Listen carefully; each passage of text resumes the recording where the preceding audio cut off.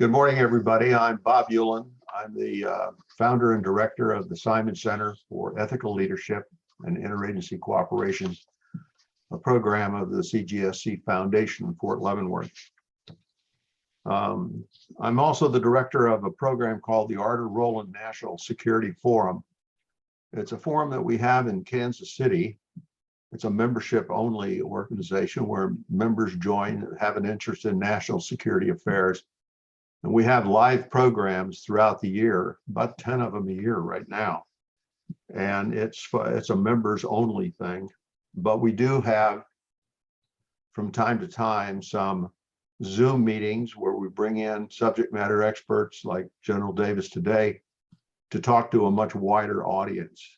So if any of you on this call are interested in joining the Arter-Roland National Security Forum in Kansas City, I would appreciate if you reach out to me and we'll get you some information and tell you about the program.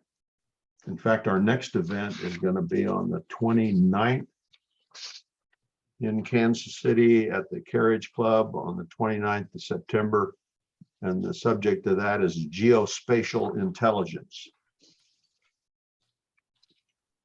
Okay, I want to introduce our speaker today, General Skip Davis.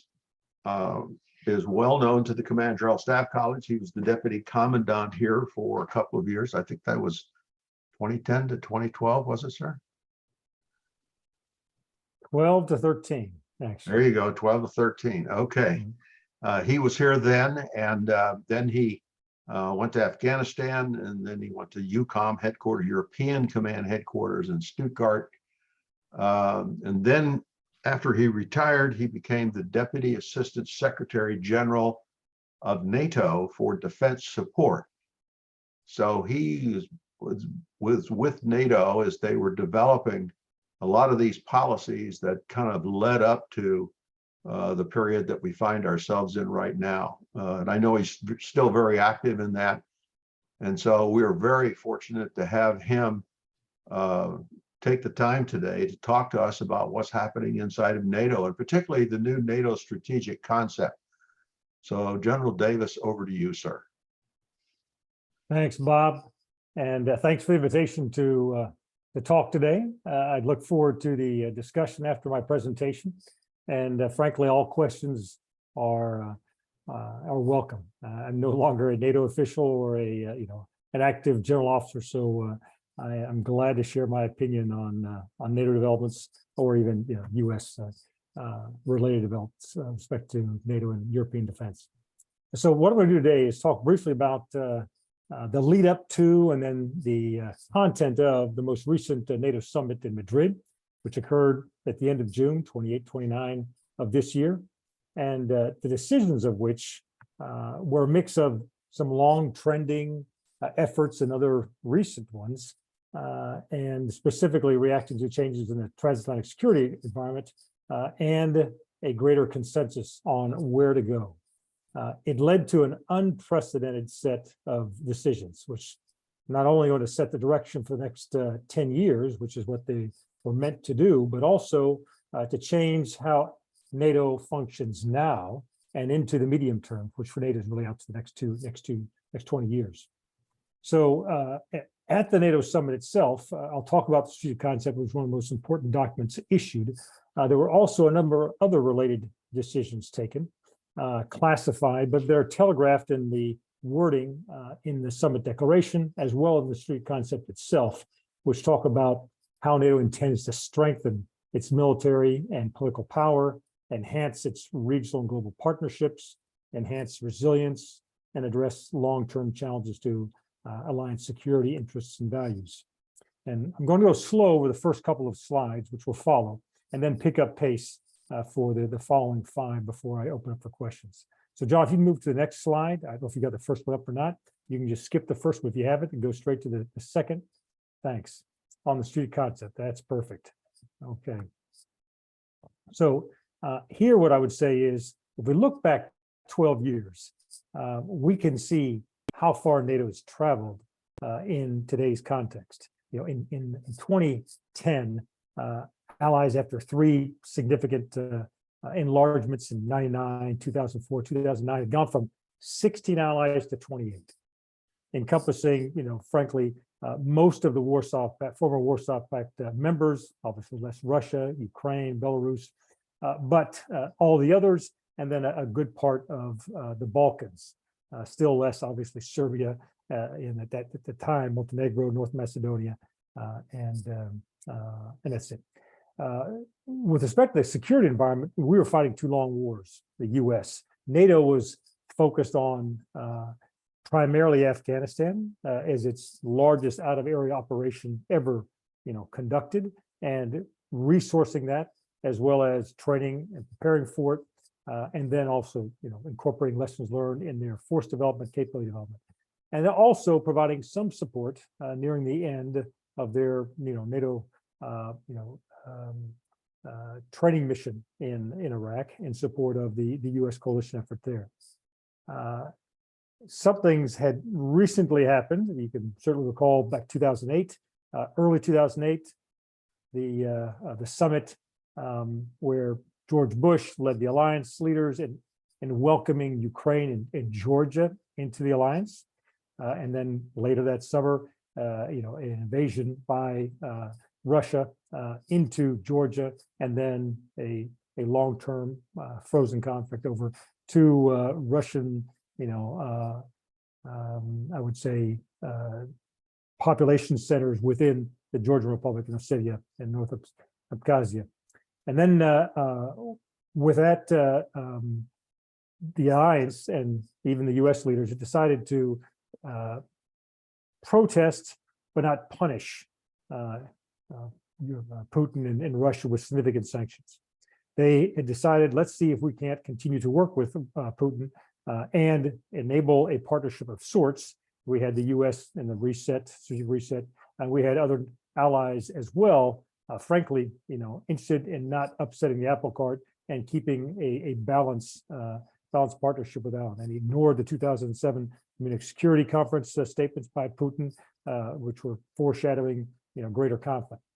The concerns at the time were terrorism, obviously, counterinsurgency to a degree, regional instability because of the concerns in the Middle East and North Africa, and then to a lesser degree, ballistic missiles from Iran, and also there's proliferation in general of weapons of mass destruction. The core tasks in that concept that came out in 2010 were focused on collective defense, although there wasn't a specific direct threat identified. Russia was this troublesome partner, but not an aggressor, and they would focus on development of the right kinds of capabilities. But frankly, conventional force training, force capability development was all about crisis response abroad, and they added crisis management as a new core task. Moving to the next slide, in the highlights from 2011 to 2021, if you look the next 10 years after that strict concept, a lot happened. You had the Arab Spring, first off, and instability, to the south of NATO, for the first time on the borders of NATO with respect to the civil war in Syria, Libya, lots of resources that interested France, Spain, and Italy. France and Italy primarily for their investments in Libya, and a desire to, implement the UN sanctions, arms embargo, and a no-fly zone over Libya with a European-led NATO operation. U.S. ended up leading it, but Obama and the administration was very willing and happy to hand off to European leadership as soon as possible. That didn't happen quickly. It took time. A lot of lessons came out of that, which frankly have kind of directed capability investment over the last 10 years. A shortfall in joint ISR, a shortfall in air-to-air refueling, a shortfall in maritime command and control and interoperability. And those have been focus of a series of efforts that frankly have addressed those quite well. And also a lack of precision-guided missiles. And then because of the Syrian war on the border of Turkey, mass refugees, ballistic missiles being employed by the Assad regime, and concern about Iranian involvement in support of the Assad regime, Turkey asked for specific NATO support, primarily in terms of air missile defense. And so Patriot batteries and then Sept batteries from both Italy and France have been deployed continuously since 2011, and there still is a Spanish battery right now in southern Turkey. And that also led to other, U.S. Turkey specific programs of support in terms of intelligence, and then also eventually, CENTCOM's involvement in the counter insurgency fight and counter ISIS fight. And then what I've highlighted in red is a turning point. I've called it an inflection point in previous discussions and writings I've done on this period, with the Russian invasion, illegal annexation of Crimea, and then support to the Russian support. So you can go back, you can stick right there. And so that was a turning point. There were, within a short period of months between February of 2014 to July, the alliance was seized on the fact it had to react to ISIS, growing in Syria and then Libya and other places in North Africa, as well as the broader Iraq, Middle East region, as well as, of course, the Russian invasion of Ukraine and destabilization. And so it realized it was not prepared for any direct aggression against the alliance, given the capabilities employed by Russia, even though it was primarily special forces, hybrid activity, cyber attacks, and then enablement of the separatists' conflict in the Donbass. But there was a brief period in August of that year where Russian conventional forces were employed, and they frankly slaughtered the Ukrainian conventional forces that tried to resist. And so lots of lessons learned, a significant decision to establish a readiness action plan in 2014, and a wholesale review of defense posture, enhanced forward presence, enhanced NATO response force, larger and more cohesive, very high readiness joint task force of 3 rotations, always on call, a number of things that went into place to include accelerated decision-making, graduated response plans, et cetera. So that was a big first change. It wasn't enough for a wholesale review of collective defense, but a significant increase in a number of areas. And then also at the same summit in October of 2014 was the Defense Investment Pledge, where there was a handoff between Secretary Generals. The new Secretary General Jens Stoltenberg came in.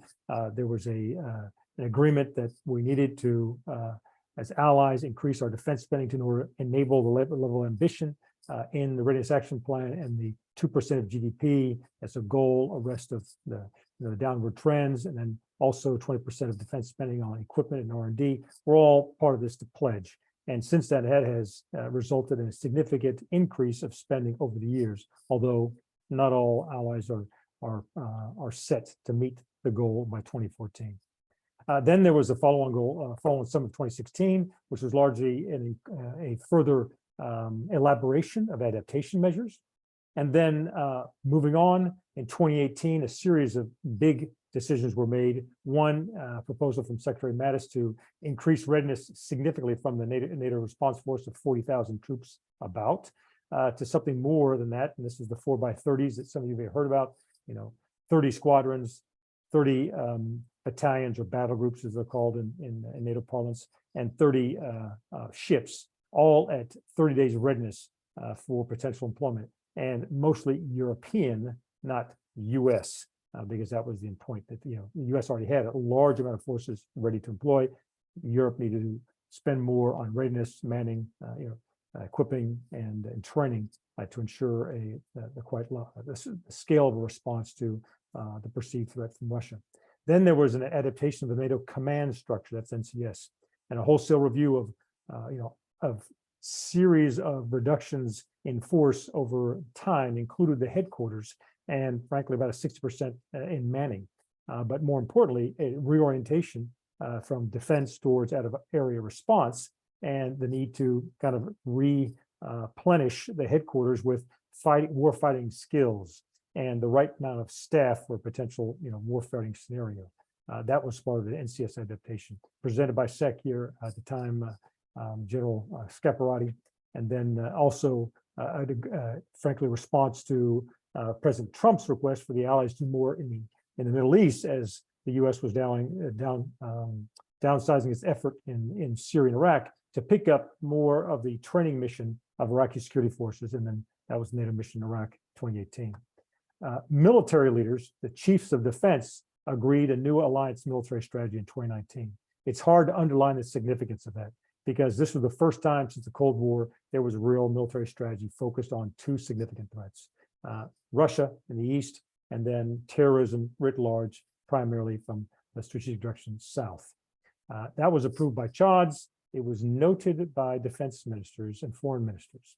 Significant because they weren't ready yet to agree upon a strategy they didn't ask for, and therefore it was quite an issue. Now, over time, it is now largely endorsed by leaders. If that was presented again at this time, it would probably be approved by ministers and even heads of state. Following that, there was a leaders meeting in 2019. It was kind of a non-summit. Frankly, SecGen was a bit, and other leaders were concerned to have a repeat of the Brussels summit in 2018, which was a bit disrupted by President Trump. And so it was meant to be more of a, here's a set of, minor decisions and a progress report on how, European nations are picking up the burden sharing of NATO and spending more based on, the pounding from the U.S. administration. And that was quite successful. But there was some significant content in that leaders meeting. And in fact, I sat about 2 rows behind President Trump at that meeting. And, as I listened to the discussion, there was a much broader consensus from prime ministers, presidents, heads of state, and government talking about China as a threat. We've been working on about a year to get allies to even discuss it as a potential challenge.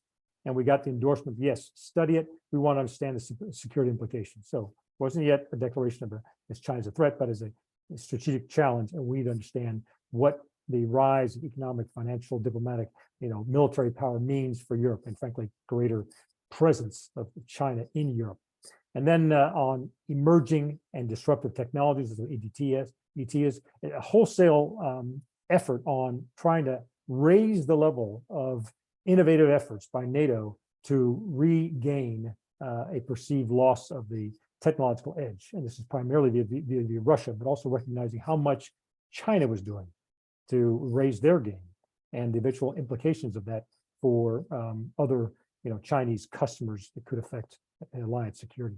And then finally, actually 2 points. The Afghanistan drawdown, we were now at a point of about 2 years of U.S.-Taliban negotiations. There was a collective decision, okay, we need to focus on a serious drawdown effort over the next 2 years in order to support the U.S.-Taliban effort and, expected agreement by the Taliban and eventual, enlarging the process to include the rest of the Afghan public and government.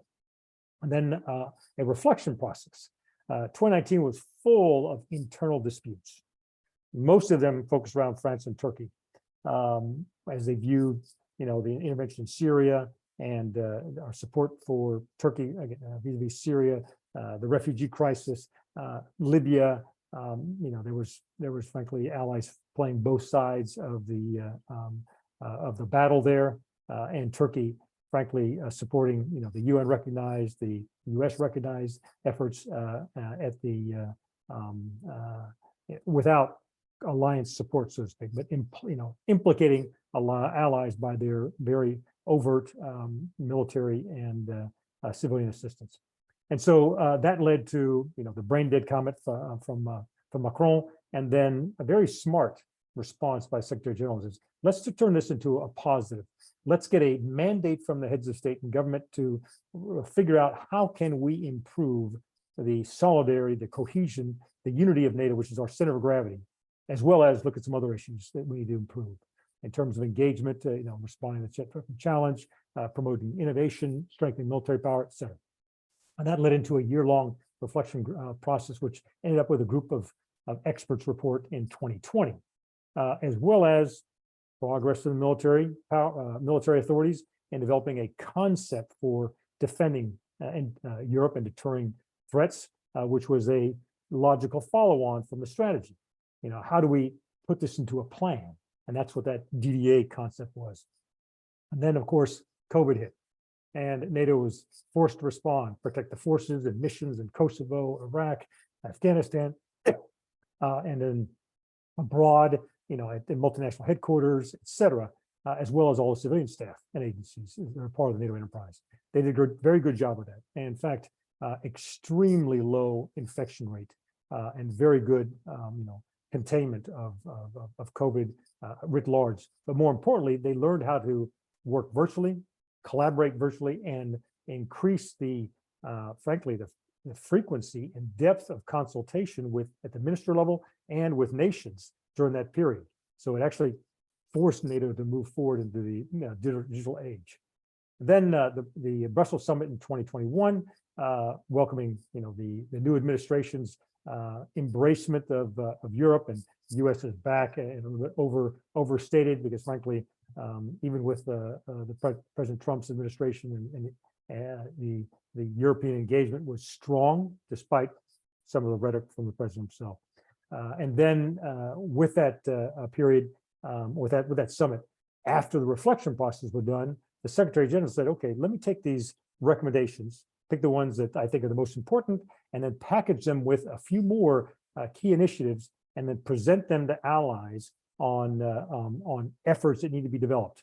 And he picked out 8 different lines of effort, from strengthening deterrence and defense to enhancing resilience to many other things, including responding to climate change and even China, and then got the mandate to move out, come up with a solid set of policies that we will approve in the next summit, being Madrid this year, and then off we went.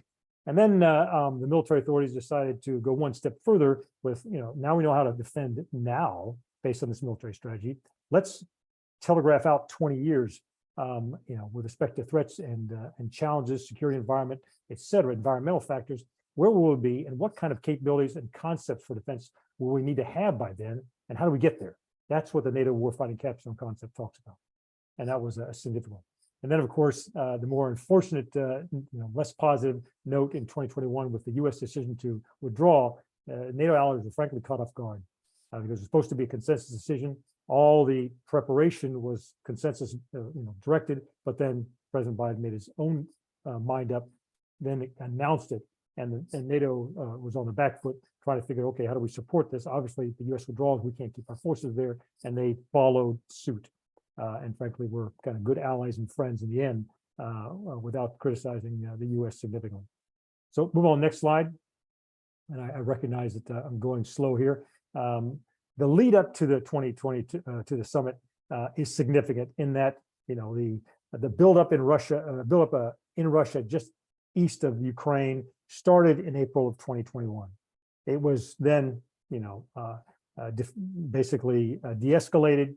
Troops went home, left their forces there. People kept watching. In October, buildup occurred again, and then from that point on, there was intelligence sharing about what's the intent, what's Russia really going to do, what are they trying to do, and then obviously an engagement by NATO to assure allies who were concerned about a potential war. Obviously, the ones nearest to the east, North Poland and the Baltics, and then of course South Romania and Bulgaria, and then deterring a potential aggression against the against the alliance by building up, the intelligence warning indicators, ISR efforts, and then of course, greater numbers of forces from allies, individual allies to these various nations that felt threatened, so that there was a more forward presence to deter potential aggression. And then a kind of a wholesale relook, okay, what if we were actually attacked? How would we defend ourselves, and then of course support to Ukraine? Those are kind of the key elements. And in the deter aspect of it, the NATO was engaging Russia. They were talking to the ambassador, reestablished their some face-to-face NATO-Russia councils to talk about their concerns, and then frankly explain to Russia the costs of potential aggression, which of course they had fallen through. But they did this in a very collaborative way with the EU, with the G7, with OSCE, and even with the UN, which was very unusual. Once the war started, then and looked and watched how the operational effort from Russia began, and the violence and use of missiles and air power and artillery later on as they recalibrate objectives further east. There was a real kind of wake-up call that would we be able to stop that, prevent that? Is our defense posture right now at such a point that it would deter aggression, or would it just deter aggression by denying the ability to have any success, or just impose costs after a Russian invasion? And they realized it was more of the latter, not the former of defense by denial. And then the rest of the threats and challenges I can go into later, but there was a lot of consultation to agree on what are the key threats. They continue to focus on Russia, terrorism, ballistic missiles, instability, hybrid and cyber, and then other challenges, China and climate change to be most important, but also other strategic shocks, unforeseen things. Next slide. Okay, now the summit. I've kind of built this up, so this will be quick, and then I'll go into the next two slides with more detail. But overall, sweeping decisions that frankly bring back the NATO military defense posture back to the Cold War in terms of real impact and effect. Okay, the strategic concept, very clear. Russia is the most direct threat to the alliance. No more strategic partnership rhetoric. And of course, terrorism continues to be a focus. So there we have to also think through how we build capacity to the south and then respond to potential threats internally, collectively, but also externally if we have to do an out-of-area operation. So that crisis response deployability still remains. And then climate and China being brought forward in center as long-term challenges have got that require a long-term plan to address. 3 revised core tasks. Deterrence was added to defense, and specifically listed as a deterrence by denial, which we'll cover next slide. And then crisis prevention, which is frankly a logical extension. If you're going to manage crises, why not prevent them in the first place? But to do so requires additional awareness on behalf of the alliance, greater engagement with partners in the region to understand where things are going and trends. And frankly, more shared information intelligence among the alliance on those potential threats. And then within the summit decisions and the classified realm were a number of these lines of effort I talked about earlier about NATO 2030, and there's some of them listed there, and I'll go into a couple of those. I'm happy to talk about them in the question answer period. And then finally, Finland and Sweden decisions. Of course, open arm reception from the allies, despite what you've heard about Turkey having been in the room and some discussions. Turkey, frankly, leveraged the opportunity for maximum internal political gain, and that's the bottom line. NATO is, Erdogan wanted to be tough to his internal audience, facing a future election and demonstrating that we will be heard within the alliance. We're not going to allow allies to harbor. Provide protection to internal groups we believe as terrorists, and we're looking for coherence in policy across the alliance. And Finland and Sweden had some holes. They addressed them, and frankly, I don't think there's going to be an issue in eventual ratification by Turkey. Next slide. Okay, 2 quick slides on deterrence and defense. The language in the strategic concept and even in the summit declaration is significant. Okay, and here's just 3, I pulled out 3 points. Deny any potential adversary, any possible opportunities for aggression. That's never been in anything of the unclassified strategic concepts since 1989. We had 4 unclassified, 91, 99, 2010, and 2022. And so that's new. And it requires a whole new mindset in terms of what kinds of forces, capabilities, responsiveness, and plans are needed to deter Russia to the point they change their strategic calculus and prevent any type of aggression. The next part is kind of a logical follow-on. Rather that these generally have been referred to in previous documents, but not all in one sentence. First one, enhance awareness, not just regular awareness, but not regional, but global awareness, which is interesting.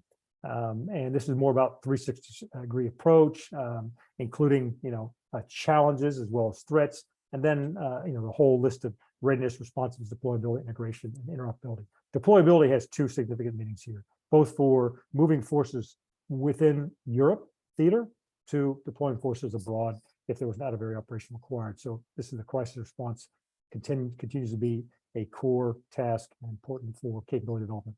And then in terms of the full range of forces, this is the first time you've had this list of significant points all together, which really helps explain, when we talk about strength and determined defense, the next slide, why is infrastructure there? Because it's missing in the East. And it's missing in the mobility of movement of forces, supplies, and reinforcement across the theater. And the resources is new. This was tough for some allies to swallow, but it recognizes there's a political commitment now to provide what's needed in terms of defense investment for the changes needed for warfighting against a nuclear-armed peer adversary.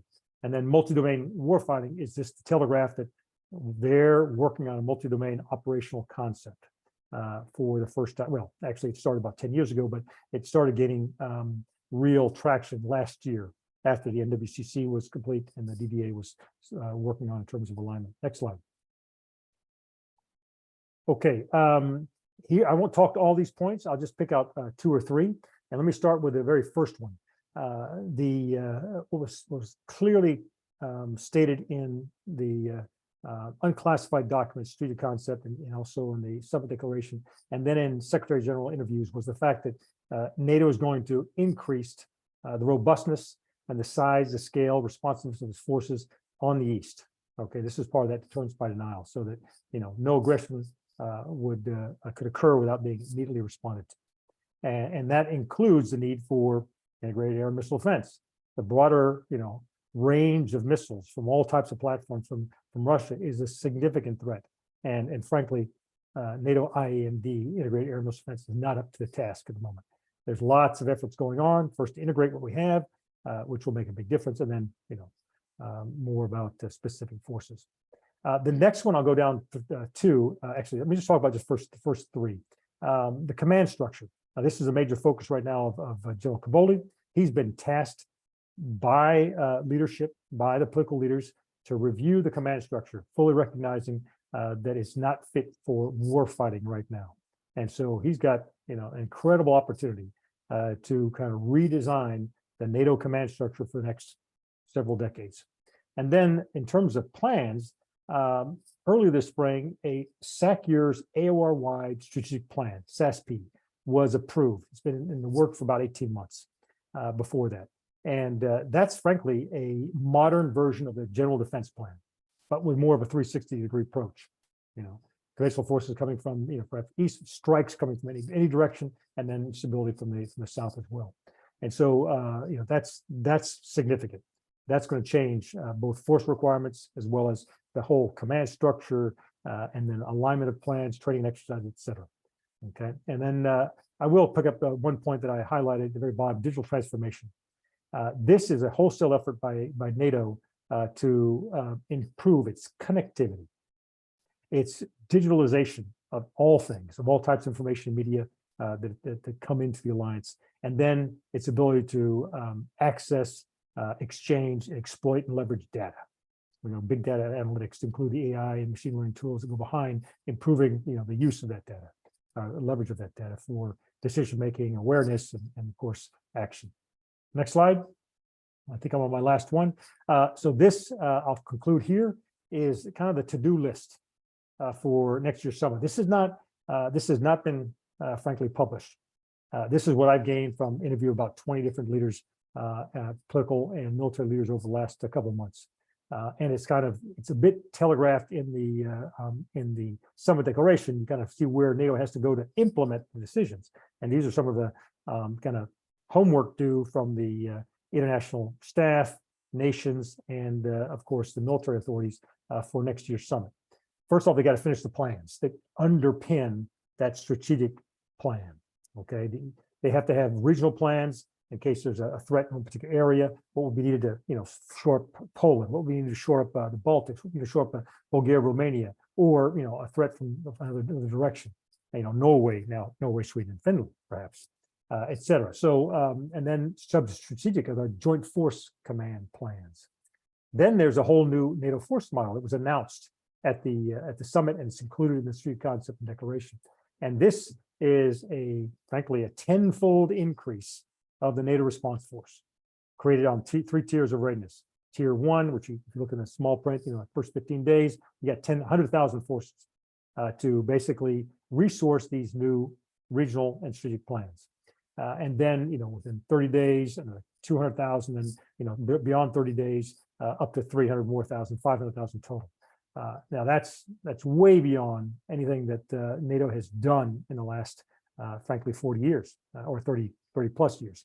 And so, this is a huge effort for force generation, which this DSAC year or Deputy SAC year is undertaking right now. And in conjunction with some of the plans that have been completed, is already holding conferences for nations to sign up, where they not just say, I'll send a division, they'll say, I'll send this division. It'll be a specific, aligned, basically apportioned, forces, we would call it, in our own U.S. planning. Multi-domain concept I talked about earlier, they want it delivered by the first half of next year. Huge efforts on the part of the Allied Command transformation.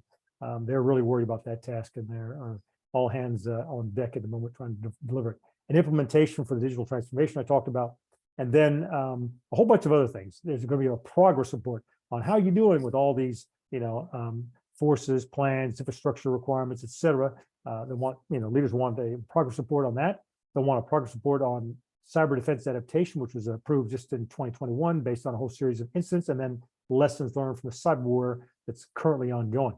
Russia inside Ukraine, but Russia against allies as well, and other partners abroad. A joint ISR Vision 2030 plus, which has a whole series of outcomes to increase persistent surveillance, increase the sensors, platforms, and numbers and capabilities of NATO joint ISR, of establishing space surveillance capability, which has just been agreed to in April by a couple nations, and more nations to be brought into hopefully a NATO at 32 effort. And then in innovation efforts, the Defense Innovation Accelerator for North Atlantic, DIANA, it was approved at the last year's summit.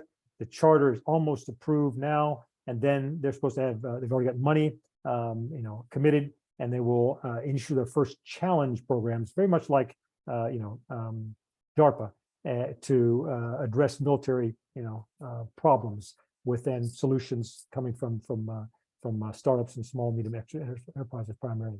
And the last is political guidance 23, the start of a new defense planning process with political guidance, strategic direction on what kinds of things the military needs to be able to respond to when they come up with their minimum capability requirements in 2024. Okay, that's been a fast blast. I exceeded your 30 minutes by about 6. And so with that, over to you, and happy to take your questions. Thanks. Sir, before I'm going to take the questions a little bit out of order. One, because it's right here on this slide. What is DIANA? Okay, DIANA is the Defense Innovator Accelerator for the North Atlantic. Okay, that's DIANA. And so what is it?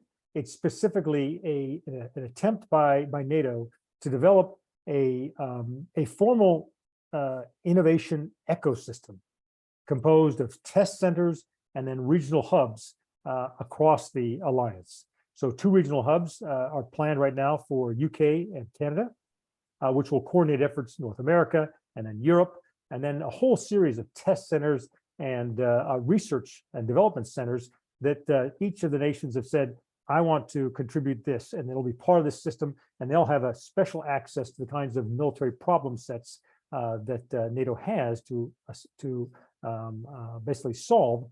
And then these test centers will be part of the kind of academic private sector support to industrial solutions NATO's military problems. And so the ecosystem is not fixed. Two hubs. They'll have an executive, probably an A7 equivalent of a director, like the two agencies that direct the strategic guidance from the nations, and then basically the distribution of effort to industry and to the private sector system of test and research centers, and then the collation of that analysis, and then eventually, basically direct investment into solutions in the solution iteration period, a third phase, as they call it, where then once they agree on solutions to the problem sets, then nations will come in, and usually likely through the NATO Investment Fund with primes and OEMs to work with the startups and medium enterprises, small and medium enterprises, to develop solutions for the alliance in an accelerated fashion. Okay, well, I'm going to stop sharing, and I'll bring the slides back up, sir, if there's something you want to emphasize on any point. But I'm going to remind everyone, if you have a question, go ahead and type it into the chat, and I will get to it in the order that they're there. But I'm going to start off with one from William Connor, and it says, given casualty rates in the Russian-Ukrainian war, can NATO member nations continue with professional volunteer forces? Okay. I don't know if the nations are ready to answer that question, but their current response is, we don't want to get there. We want to make sure that Russia never considers attacking the alliance.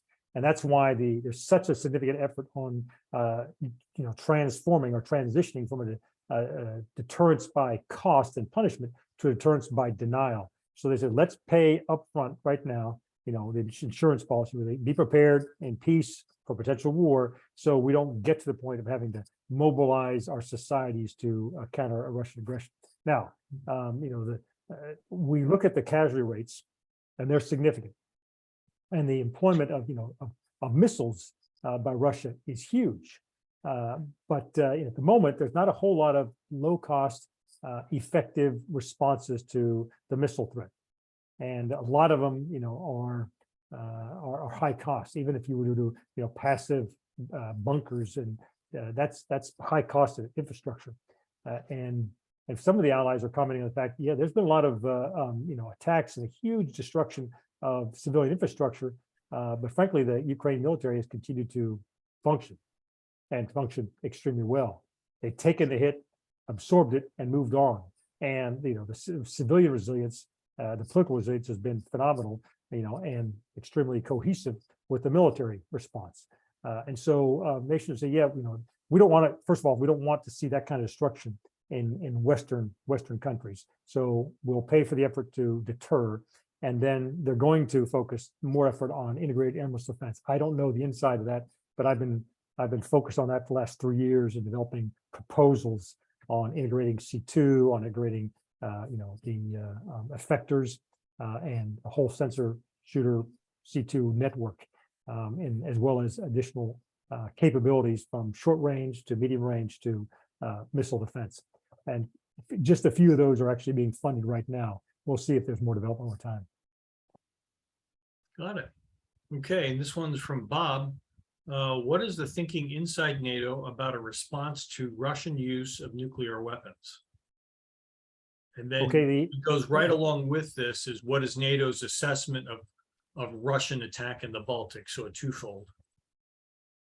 Okay, so first let me just talk about the Russian assessment of potential employment of nuclear weapons against Ukraine right now. That's the whole focus. And then of course potentially against the alliance. But first off, based on a lot of discussion, including with civilian and military defense intelligence across the alliance, the consensus is that Ukraine or Russia is not ready yet to employ nuclear weapons. Not even willing to mobilize manpower for conventional forces. So they think that the nuclear threat is far away. That said, it doesn't mean it's off the table, but at the moment it doesn't make sense. Certainly it doesn't follow through with the logic of the of Russia's intent to make Ukraine a future, subordinate entity of the Russian Federation, pro-Russian in its views, influence the population towards Russia, do nothing but isolate it further, could cause repercussions to pro-Russian, population within Ukraine, certainly within the Donbass. It was close to the tactical maneuver forces that Russia's got employed. And so there's a lot of things that say that this doesn't make sense. They make Putin even more of a pariah. Already the indiscipline, the atrocities that have come out has put Russia on the back foot and undermine its global status as a premier military power. So the bottom line is the intelligence has been it's always a threat. We need to be concerned about it, but more and more of the language that we've seen since probably about April from Lavrov, from Putin's spokesperson, and from Putin himself has been that Ukraine is not an area where they would employ nuclear forces to meet their political aims.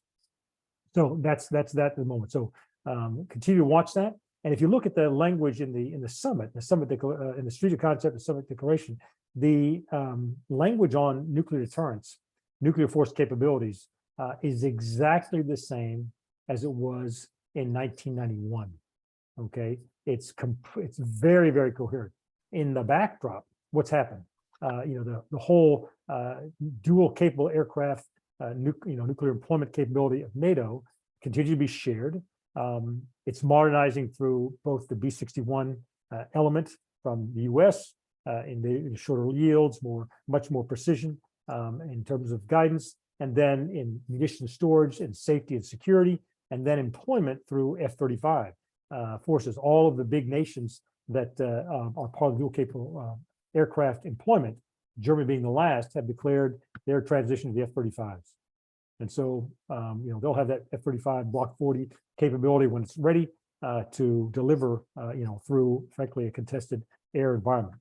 And then the tactical support packages, for those that are, familiar with the ACAO concept, there's a huge tactical support package that has to, accompany this dual capable aircrafts to make the nuclear delivery viable and the nuclear deterrence viable. And that has been significantly upgraded over the years to include, the kinds of forces that would be supporting that and the numbers of nations contributing to it.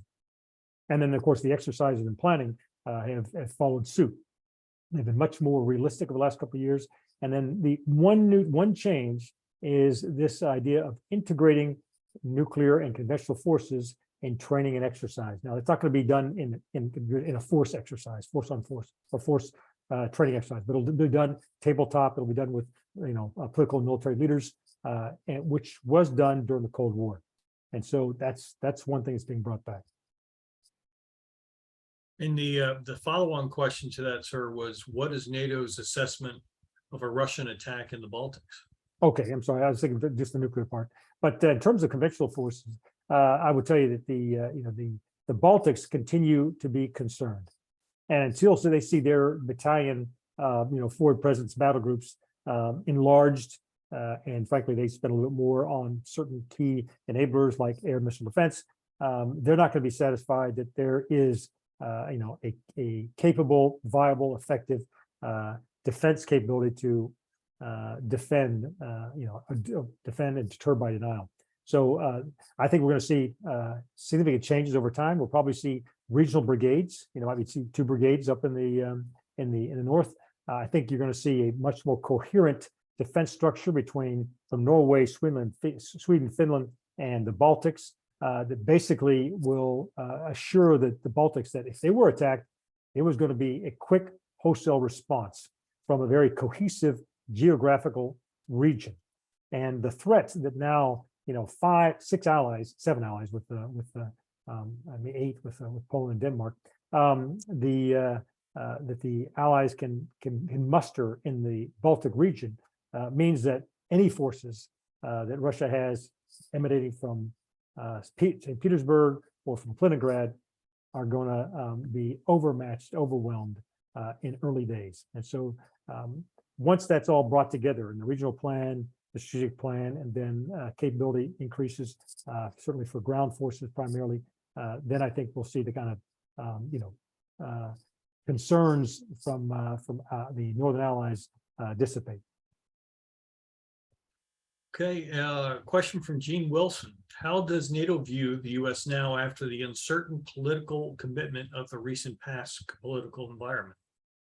So there was almost a switch flipped, on January 20th of 19. So I'm sorry, of 21. And so when Biden came on board, very early engagements, same day calls to SecGen, once Austin came on board with his counterparts, et cetera, and then Blinken, et cetera. So very quickly, allies were reassured of commitment. Now there's still, some naysayers, France being a lead, that this is rhetoric, needs to be followed up by actual force commitment. But what happened in the months to follow was an increase and continuation of the European, reassurance initiative and defense initiative spending. And once the buildup in April occurred, greater intelligence sharing by U.S. allies, and of course later on in October, a very active U.S. administration, include Biden, in sharing what was classified information to the public, and also to NATO. The new national defense, national defense intelligence director, Avril Hamel, came over 4 times, unprecedented, to visit NATO and to give very highly classified intelligence directly to political leaders, from ministers to perm reps, and to share the intelligence that they were seeing, and then get confirmation and additional information from allies. That was extremely useful in building the consensus up to February 24. This happened between October and February, and which that kind of engagement at that level had not happened in that kind of short period of time. And there were a flurry of ministerials that Blinken and Austin made the time to participate in. And of course, the extraordinary summit, led by Biden himself and called for by him, and with coordination with the Secretary General. So as far as the allies are concerned, Europe is, U.S. is back, and very big way. In fact, with respect to transferring of authority of U.S. forces, we're at an unprecedented level. There's some additional 22,000 troops right now, but 40,000 under NATO command. The George H.W. Bush is getting ready to go back under command, a second carrier, a second time. And it's the only time we've had a carrier strike group under NATO authority since the Cold War. And it's happened, twice this year. And it'll probably be a trend continue. 2 more Aegis destroyers, now 6 of the 4 deployed naval force are in Europe. And that's, that's an incredible capability. I was the director of EUCOM operations at J3 when we did 2 strikes into Syria in 17-18, and their capability is phenomenal. They moved at 35 knots in 36 hours from Spain to the east coast of Israel, and completely caught the Russians off in surprise, as well as the Syrians. That was in 17. In 2018, we had to do a deception effort to execute the same thing, but again, 0 of the 77 cruise missiles fired were shot down by Russian or Syrian forces. So the bottom line is the U.S. is back. It's seen as such. The political committee is well established and followed up by real forces. With the as we come to a conclusion, hopefully, with the Ukrainian war, do you see what do you see as the relationship between the Ukraine and NATO in the future? Okay, so between NATO and Ukraine in the future, right? So first off, there's been a Ukraine, support effort, defense capability effort for upwards of 20 years. It's been going on for, actually, certainly since the late 90s. And then it wasn't real fruitful except for preparing Ukrainian forces for missions in Afghanistan, which they continue to provide support for most of the entire mission from fairly early on, kind of a train, train, equip, and then lift effort and sustain. And then once 2014 occurred, wholesale change. First with the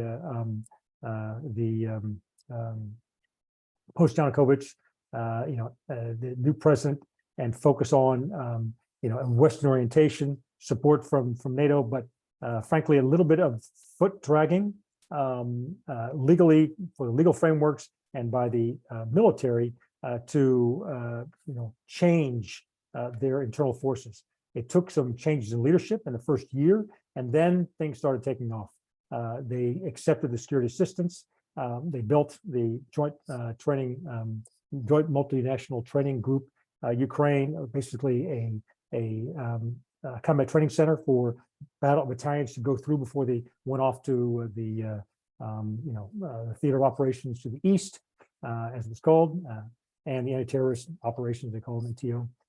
And then a wholesale effort on leader development, focused primarily on non-commissioned officers, and then on mid-grade and senior leadership, with an understanding that senior leadership probably won't change significantly, and it will frankly just take time for replacement and retirement, to effect a change. But over the last 7 years, what I saw was a wholesale, frankly, embracement of NATO doctrine, primarily provided by the US, UK, Canadian, and Lithuanian and Polish forces, but other contributors from NATO in terms of money, financial efforts to help with C2, with cybersecurity, with non-lethal equipment, primarily from NATO, but nonetheless useful, and an increasing professionalization of the Ukrainian military. And then that was followed by a wholesale change of the defense industry. It was, when I was, so quick anecdote, 2018, I assumed the role as DSG, Defense Investment. We have a specific charter we've just established with the defense industry of Ukraine, Ukrbom. It's a state concern, completely state-owned industry primarily, with just a few startups. Within 2 years, the Ukrbom new leadership was disinvesting non-functional, bad investments in areas that they could not maintain a market primacy, and was focused on not external export or internal exports, but on fielding and equipping the Ukrainian forces for the fight, and then a wholesale change in how they did business. One of the first discussions I had with the Ukrbom and with the Ministry of Economic and Economic Development and Trade was, how do you price the military equipment you buy? I think the pricing is done by the market. They had no functional idea of what an open market was for defense investment. It was all classified, all state-driven, 5-year plans, that kind of stuff. And so that's changed completely. And the legal framework is there now to allow for a real private defense industry. And there's now as much being produced by private industry as this defense industry. And defense industry is now focused on 6 different sectors that are viable. Their aviation is very viable. The Hetfnoffs are the primary movers for much of NATO goods and supplies, the Ukrainian Hetfnoff civilian fleet. So lots of strengths there. Certainly unmanned aircraft, communications, combat vehicles, and weapons of all types. I've got a quick call. I got my wife calling. Let me just break for just a second. I'll be back in about 2 minutes. All right. So while we wait, Bob, if you want to start the entertainment. Yeah, right. I could do a soft shoe routine here, but Sure. wouldn't be very entertaining. That might cause us mental health problems. Yeah. Well, I'll tell you what, I mean, if you all have questions, this guy is an expert. He's lived in that headquarters. When I was at NATO, there was only 16 countries. That was 30 years ago. There's now 28. There's soon to be 30.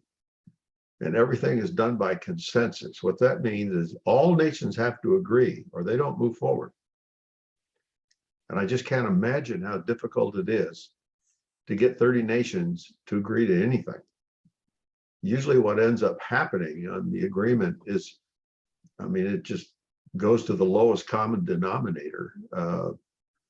And you've got nations all the way from Germany on the one side to, which is a very powerful country economically, and Luxembourg on the other end. And the Luxembourg, when I was there, the Luxembourgers had 23 officers in their entire military.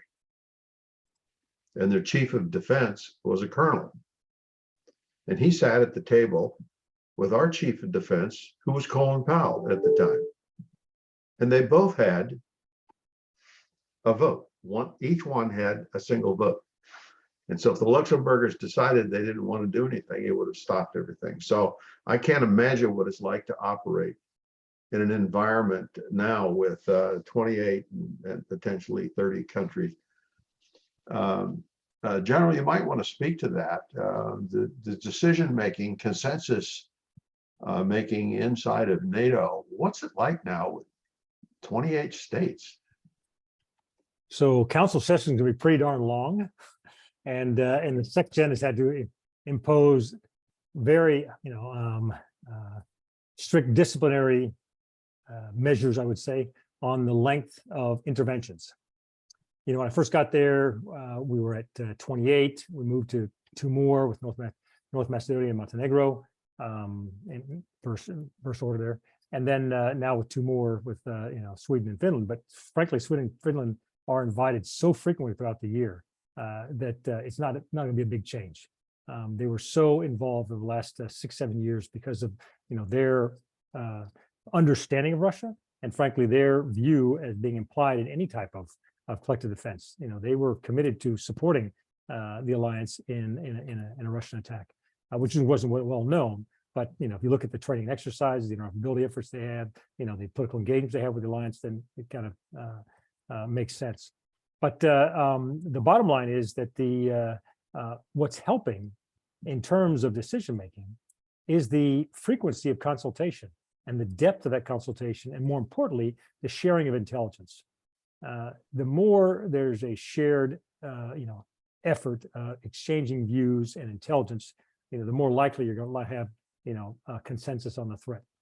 Now, you won't necessarily have a consensus on the response, but it helps to have a common view of the problem to start with. Right. And so that's helped quite a bit.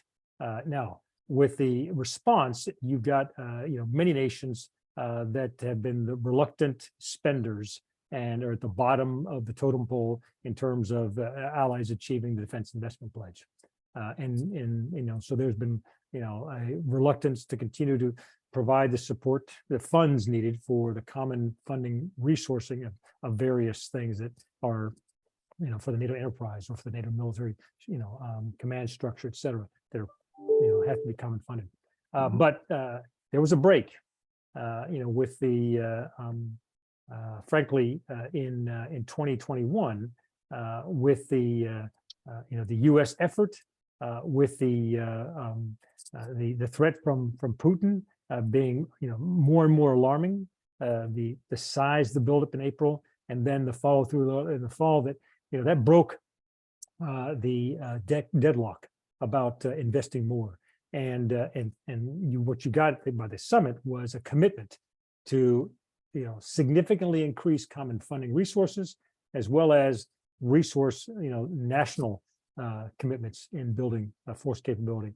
And then this task to the military authorities is tell me what you need in terms of structure, command structure, and then force structure to defend the alliance. That's unprecedented. So now, will nations be able to follow through as we new leaders are elected, as trends go one way or the other? That's kind of wait to be seen. But even I'm following very closely, obviously, the elections here in Italy, and there's all sorts of concern about a right coalition that many of leaders in the past have been a little bit pro Russia, but that's kind of the the Trump legacy as well. And there's a concern, okay, where will, what could happen in 24 the US. So there is some concern about where things may go, but right now there's cohesion, there's unity in view of the threat, and they're moving forward on the agenda. What my one concern, which I'm already hearing from friends in policy committees, is that the disastrous performance by Russia, strategically, operationally, and tactically, is lowering the concern of, okay, just how good do we have to be? Just how much do we have to, effort do we have to put in to deter Russia? And two points of view. Some assuming that the current trend stays, we don't need to invest as much, or no, Russia is going to rebound and they're going to redouble their efforts, to make up for their shortfalls. And you can see many worse changes in Russian capability and aggressiveness to kind of continue to demonstrate their ability to be a global power. So don't know where this is going to fall, but Russian and Putin behavior specifically will be a big determinant of how the NATO sees the threat. In your answer, you had mentioned that this kind of helped break the deadlock on some of the decisions. It was a comment when Connor made that NATO has a gestation period of elephants for initiatives. And do you see that long gestation period improving in the short term, or going back to that much longer time when peace breaks out all over the world again? So what I would tell you is that from my experience, working closely with NATO, I haven't been in NATO from 2013 to 15, watching the response in 2014, and then being, on European command, supporting General Scaparrotti on the US side in support of NATO initiatives from 17 to, I'll get this right, 16 to 18. 16 to 18 inside NATO from 18 to 21. What I've seen is when there's a crisis, things can happen very fast. And in 2013, in February of 2013, we had been following Ukraine. I gotten General Breedlove's permission to have a focused effort on Ukraine starting in October of 2013, based on what we saw, the responses to from Putin come flying to see Yanukovych, to bribing with $5 billion of effort to stop the EU accession talks, et cetera. And then the response in the streets, Maidan, we said, okay, we need to watch this and understand the dynamics. And so we were watching that area, but Ukraine's not an ally, it's a partner. And so we were driven by what was the perception by allies of the threat of a Russian involvement and invasion of Ukraine. But when we were asked to provide an assessment, we had it in within 24 hours, because we were doing a rolling assessment at that point. And we were asked on a Friday, Poland asked for an Article 4 consultation on Saturday. We were tasked by Saturday, by Sunday, we had the assessment in. And so then the political committee had the next week to try to turn that around quickly. We had initiatives we were already starting to focus on. We had to do with assurance and adaptation, because that was what our initial suggestion was. And the U.S., because Breedlove is also a dual-headed U.S. commander, as SACEUR was setting off forces from the 173rd, 2nd SCR, from squadrons based in the UK to reinforce the Baltics and eventually Romania and Bulgaria. So and the political decisions were made within weeks. The Readiness Action Plan was developed, frankly, by August, in order to be approved by ministers in September, and then the summit in October. So now that's slow, but frankly that's faster than I've seen Congress turn around in many cases. And then I saw the same thing in COVID. When NATO made the decision, we need to act and not just protect ourselves, but what can we do for the allies? What can we do as value added for the alliance? They made decisions in very quick time and led to a whole series of efforts. Military authorities are a bit like, this isn't our job, but we kind of imposed on them that NATO's one of its functions is crisis management. This is a crisis. there are relevant, military capabilities that can support national authorities and civil authorities, in this crisis, and that's what happened. Field hospital equipment, beds, and then frankly, lots of airlift for evacuation, for supplies, et cetera, was the vital lines. So my point is that yes, in static peacetime, NATO goes slow. In crisis, it knows how to accelerate. And I've been impressed with the content of the acceleration. Taking a kind of a different turn back to the idea of Ukraine, but is it your view that the Biden administration was anticipating the Russian operations in Ukraine, and that anticipation contributed to the hasty exit from Afghanistan? Raleigh asked that question. I don't see the connection, frankly. I think that the Afghanistan was a burden, and probably President Biden sides as it was a vice president. I was in Afghanistan for 4 tours, and 3 of those were during the Obama administration. And so I had a lot of healthy discussion back and forth with the White House in my various, at least in 2 of the jobs I held there. And both was one was for strategic the strategy, and one was for the theater planning efforts. And we saw that as constant effort from. I was the organizer and drafter of the Standard Crystal 6-day assessment, and so if I saw the birth, development of that, issuance, and then the response. I was then out of Afghanistan, but watched this response closely because I was getting ready to go back in a follow-on job. And that was something he constantly fought against, is saying that we don't need to be there for for counterinsurgency, counterterrorism, yes, but not counterinsurgency. And he was coherent with that, throughout his time.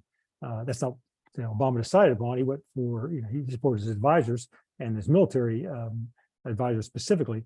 But the vice president was at the time was always focused on a lower military effort and not nation building, and frankly criticism of the difficulty we had with both Karzai and later on with Ghani.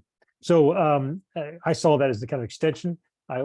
He was very what's the right word? I thought balanced in engaging the alliance, as was the administration. Blinken and Austin early on asking for input, and went through several consultations.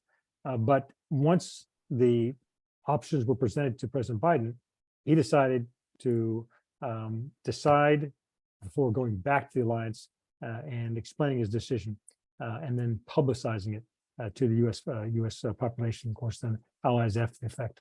So that was a misstep in my view. But I don't see any connection whatsoever, having been in the in the council numerous times during discussions with the threat from Russia. 2 different things and 2 different responses. Got it. Well, that's all the questions that we have in the chat. So thank you, sir. And Bob, I'll turn it back over to you. Okay, thank you, John. And General, thank you so much for